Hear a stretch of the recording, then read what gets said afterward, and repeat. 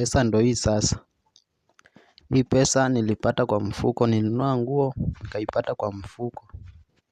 Na ni pesa ya China.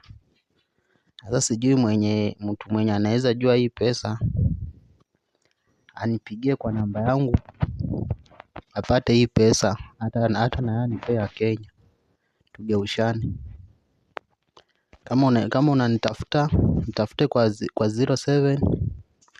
0798827678 0798827678. Unitafute kwa hiyo tugeushane pesa, nikupee hii ya China unipee ya Kenya. Sawa.